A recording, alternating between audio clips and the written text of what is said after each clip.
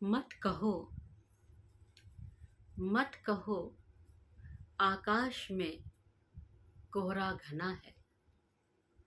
मत कहो, आकाश में कोहरा घना है।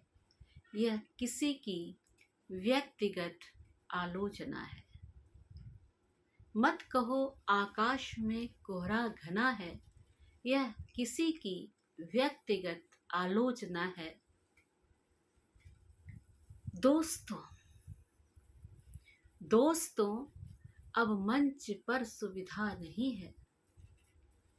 दोस्तों, अब मंच पर सुविधा नहीं है। आजकल नेपथ्य में संभावना है।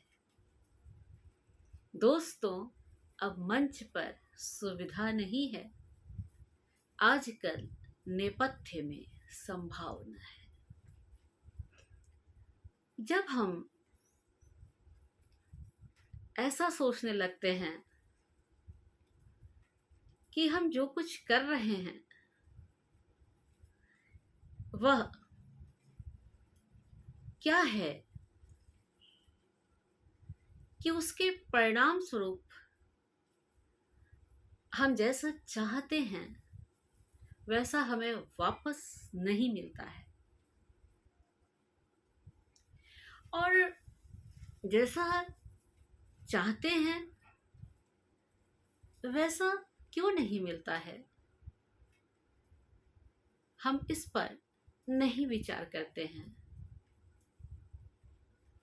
हम क्या कर रहे हैं हम उसके बारे में बिल्कुल नहीं सोचते हैं, लेकिन दूसरे हमारे लिए क्या कर रहे हैं, अच्छा है या बुरा, हम उसकी पूरी पूरी व्याख्या कर लेते हैं और अपने हिसाब से उसके मंतव्य निर्धारित कर लेते हैं।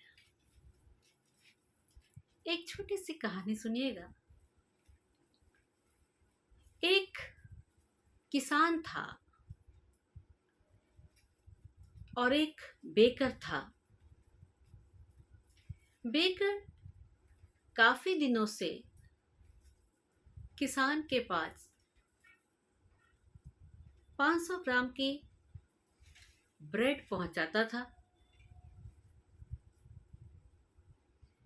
काफी दिनों के बाद उसे पता चला कि जो किसान है उसके पास मक्खन बहुत अच्छा है, बहुत अच्छा होता है। तो उसने किसान से कहा कि मैं तुमसे जब ब्रेड देने आऊंगा तो 500 ग्राम मक्खन लिया करूंगा और मुझे दे दिया करना। किसान मान गया। किसान ने कहा ठीक है। तो काफी दिनों तक यह सिलसिला चलता रहा। बेकर ब्रेड लाता, किसान को देता, और किसान बटर मक्खन बेकर को देता।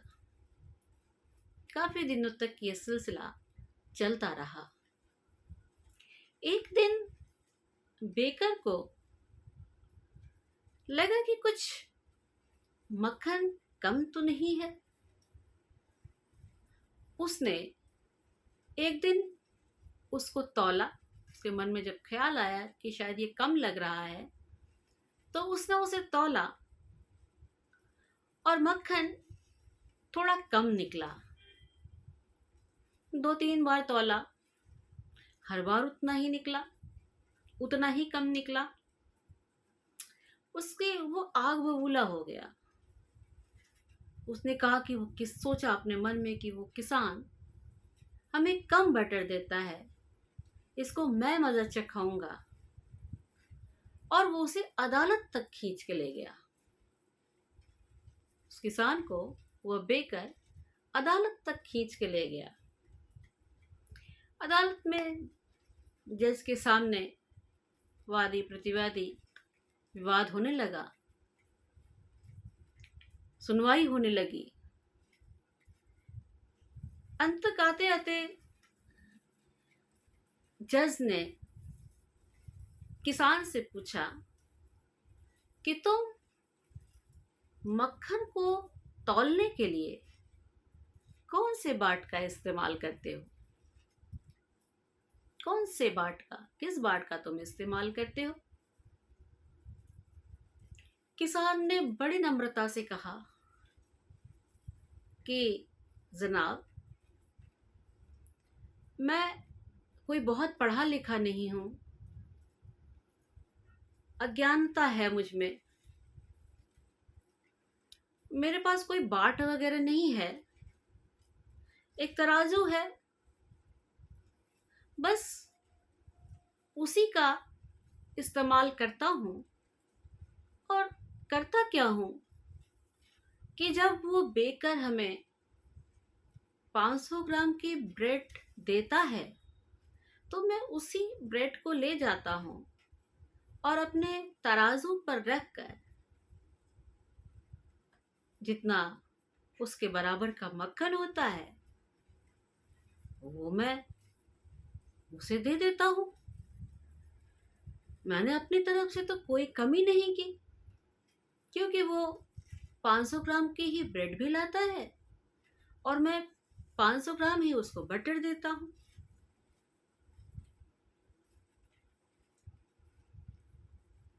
उसने कहीं कोई बेईमानी नहीं की,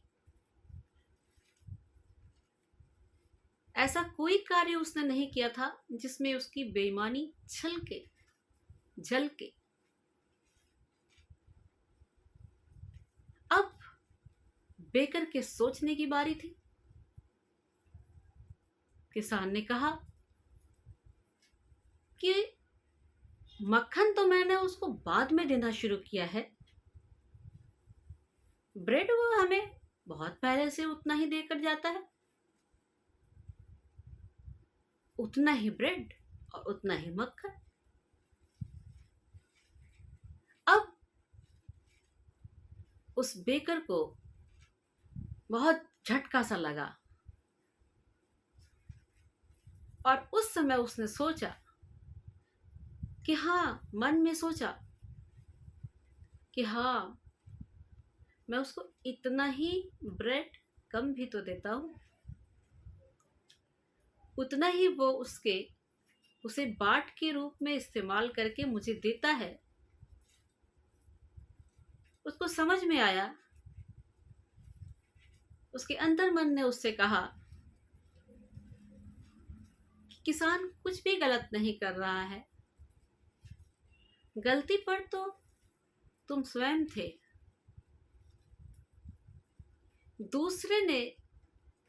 दूसरे का जो कम था वह तुमने देखा, तुमने समझा, तुमने नापा और तुम उसके लिए प्रतिवाद करने के लिए आगे भी बढ़ गए। लेकिन कभी अपने बारे में नहीं सोचा कि मैं इतने सालों से उसको इतना ही ब्रेड कम मात्रा में दिया करता था। तो क्या सीख मिलती है हमें इससे? सीधी सी बात है कि इस दुनिया में हम जो देते हैं